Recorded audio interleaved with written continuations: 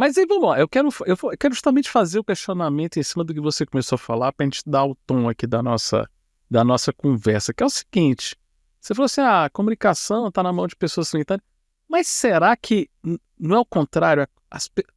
O pessoal da comunicação está muito bem preparado para comunicar o que eles querem, para usar algum Covid da vida, qualquer coisa aí, para poder engrenar uma pauta, engrenar uma agenda e tal. E será que somos nós, liberais, libertários, conservadores, que estamos pecando na comunicação? Somos ruins de comunicação, Priscila?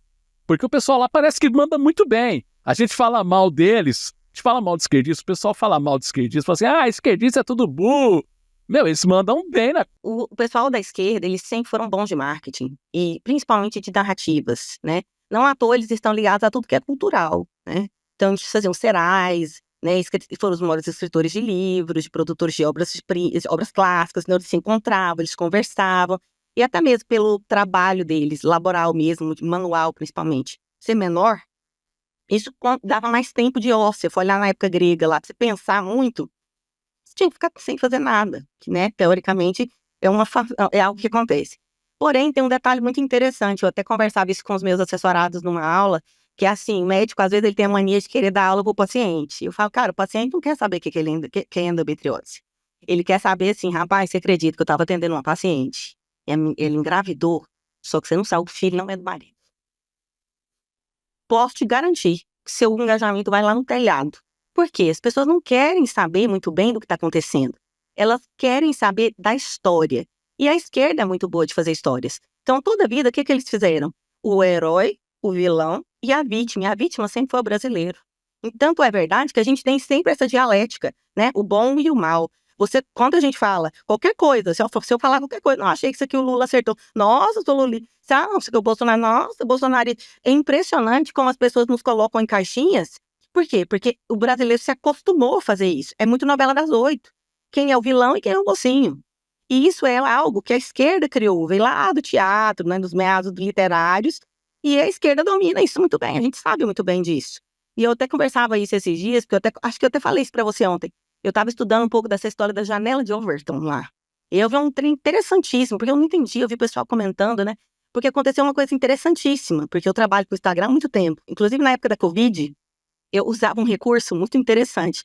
O Instagram entregava mais postagens quando você colocava fica em casa, aqueles stickers. Hashtag, né? Não, eram uns stickers mesmo, tipo aqueles que ele deixava pronto. Aquelas figurinhas. Vacinas salvam vidas e tal. E eu ensinava os meus médicos a escrever um bloco de texto e pôr por cima. E aí, por quê? Aí, o que acontecia? A bolinha ficava roxinha, ele ia lá pra frente nos stories, mas ao mesmo tempo ele não estava divulgando porra nenhuma. Aí tava lá, vacina salvam vidas, fica em casa, e ele escrevia o texto que ele queria lá, a vida que segue. Fiz isso diversas vezes, porque ele não permitia que você escondesse a figurinha, né? Várias e várias vezes. Aí eu colocava um quadradinho na foto, um gif, qualquer coisa do tipo. Por quê? Porque eles queriam que você favorecesse um discurso. Esse ano mesmo, não foi esse ano, foi final do ano passado. Eu tomei o segundo Shadowban da minha vida. Só 2?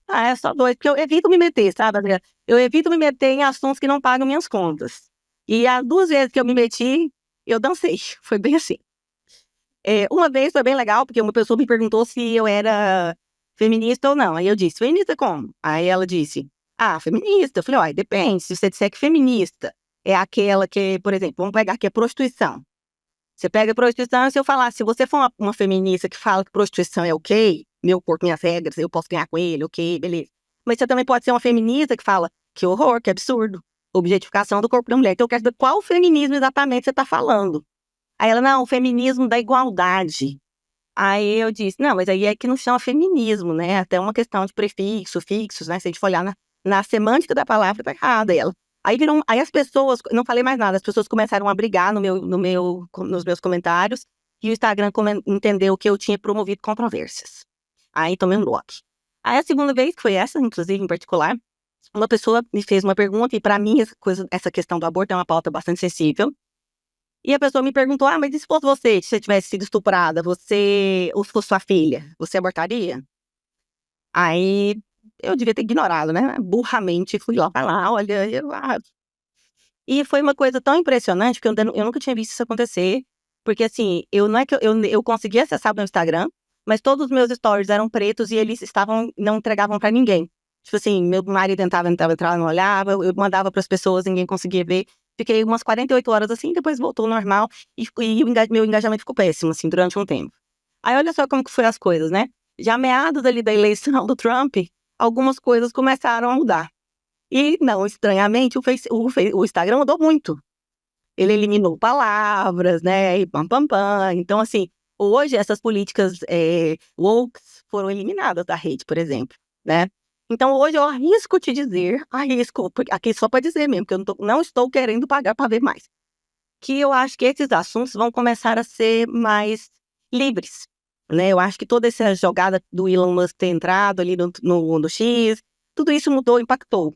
E o que eu quero dizer, e relacionando isso com essa janela de Overton, eu acho que é o seguinte: o pessoal da comunicação sabe contar a história direitinho, eles sabem fazer isso ficar de uma forma palatável, né, interessante, emocionante, né? Eu me lembro que a minha mãe é uma mulher muito religiosa, muito católica, e ela assistia uma vez uma novela que tinha, não me lembro qual era, que eu sei que tinha um casal de homossexuais que queria adotar uma criança. E aí, no fim, a barriga de aluguel desistia. E a novela era feita de uma forma que eles faziam o casal ser o bonzinho, o coitadinho, eles choravam, tinha uma coisa de emoção, as músicas que colocam no fundo. E a menina era demonizada, botavam ela com a roupa, a maquiagem, todas essas mensagens não verbais, para que de fato ela entrasse no papel, né? E eu lembro de eu falar pra minha mãe, mas assim, engraçado, que assim, ó, a gente assiste novela, você começa a torcer pela infidelidade, você começa a torcer por coisas que você não está vendo. Por quê? Porque a narrativa. A amante é muito melhor que a esposa. Tadinha dela. Ai, todo mundo aqui lembra do clone, da Jade, gente. Ai, o Lucas, que lindo. Que lindo, mas era uma infidelidade. Eu Então, não lembro, assim, não sou dessa época, não, Priscila. pois Sou é. novo. Ó, mas ela é velha, viu, Adriana? É porque você já era produtivo nessa época. Eu era um adolescente, nada a ver. Eu nunca fui esquerdista, eu era uma adolescente bem patricinha, inclusive. Mas era uma novela que ela se apaixonava por um brasileiro. Logo árabe.